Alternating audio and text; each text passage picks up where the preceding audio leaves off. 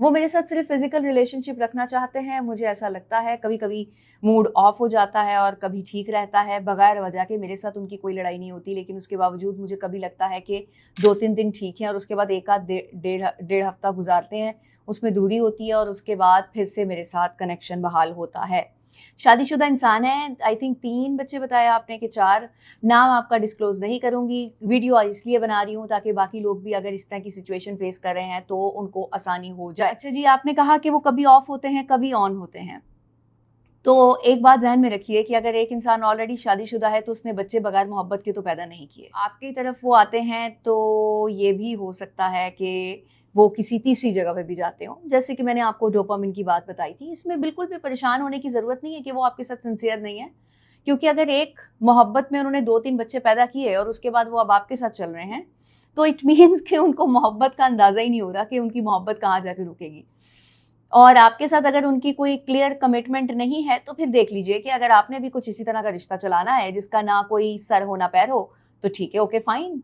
इसको आजकल सिचुएशनशिप भी कहा जाता है। बाकी जो मेरे देखने वाले लोग हैं, यानी कि फॉलोअर्स हैं, सब्सक्राइबर हैं, वो ये ज़रूर सोच रहे होंगे कि नायरा इस तरह का इशू डिस्कस कर रही हैं। जब मेरे साथ कोई राब्ता करेगा तो डेफिनेटली मैं उसको आंसरेबल हूँ।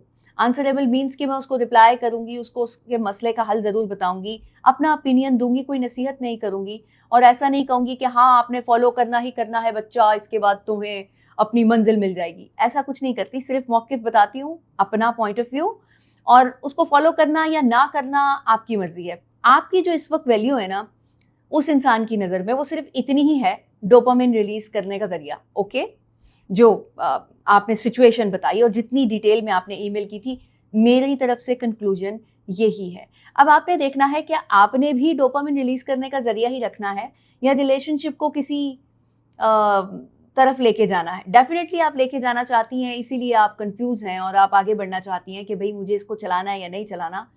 मैं आपको सिर्फ नाप तोल बता देती हूँ, बाकी आपने देखना है किस तरह से चलना है। अब जब आप दूसरी तीसरी ऑप्शन बन जाती हैं, वो डोपामिन के लिए एक जगह जाता है, दूसरी जगह जाता है, बीवी के पास जाता है, किसी के पास भी जाता होगा। डेफिनेटली वो आपको अपनी ज़िंदगी में इतना इख्तियार नहीं दे रहा कि आप लोगों का कोई रिलेशनशिप बने, तो फिर आप सोच लें कि वो क्या चाहता है। आप इसके साथ चलना चाहती हैं तो ओके, और अगर नहीं चलना चाहती हैं तो फिर क्लियरली जवाब दे दीजिए और बता दीजिए।